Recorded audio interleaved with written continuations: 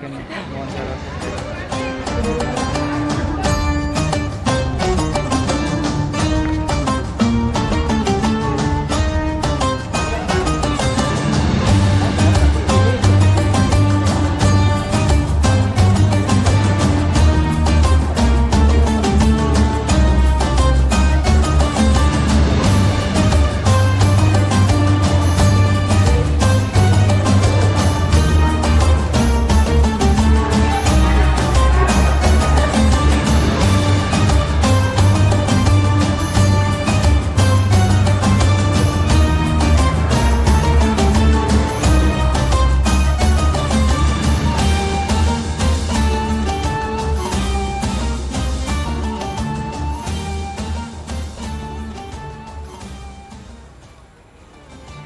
Doa supaya Universitas Balikpapan bisa membangun masjid yang representatif yang bisa dipergunakan untuk kepentingan tidak saja komunitas masyarakat di lingkungan kampus tapi juga bisa masyarakat.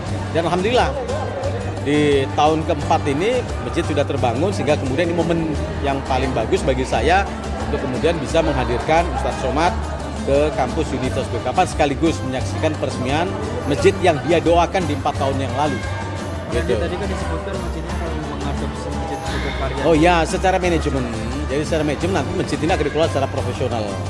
Itu dan kemudian saya melihat dari beberapa studi banding untuk tata kelola masjid itu masjid Jogokaryan bisa dijadikan sebagai role model bagi bagaimana tata kelola, tata selenggara masjid yang bisa tidak saja untuk kepentingan sebagai pusat kegiatan ibadah tetapi juga menjadi pusat kegiatan umat ya yang tidak saja hal-hal yang berkaitan dengan syiar dakwah yang secara konvensional yang kita pahami ceramah dan sebagainya tapi di sini juga akan saya jadikan sebagai pusat kegiatan membangun ketahanan ekonomi umat gitu. Makanya nanti insya Allah sini kegiatan-kegiatan ekonomi keumatan kita akan coba desain di sini ya role modelnya sekali lagi seperti Jogokaryan yang kita sudah sama tahu bagaimana Jogokaryan mampu membangun ketahanan ekonomi umat untuk wilayah tidak saja di sekitar kampung yang namanya Jogokaryan yang kemudian sekarang terkenal karena ada masjidnya yang luar biasa itu tapi juga seluruh hampir sebagian wilayah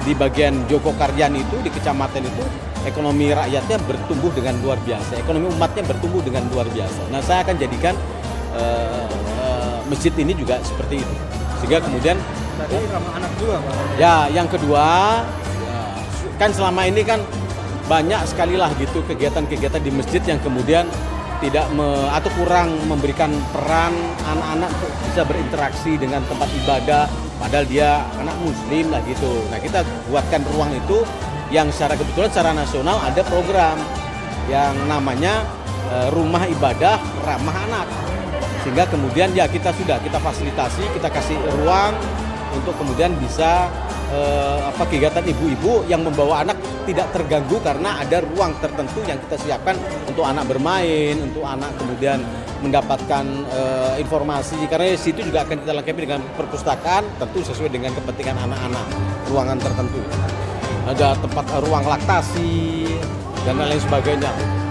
Sehingga kemudian masjid ini juga akan dilengkapi fasilitas rumah ibadah ramah anak. Sehingga anak-anak lebih mencintai masjid gitu, lebih kemudian juga mendapatkan nanti pengetahuan basic ya tentang keagamaan Islam khususnya ya sesuai dengan porsi anak-anak itu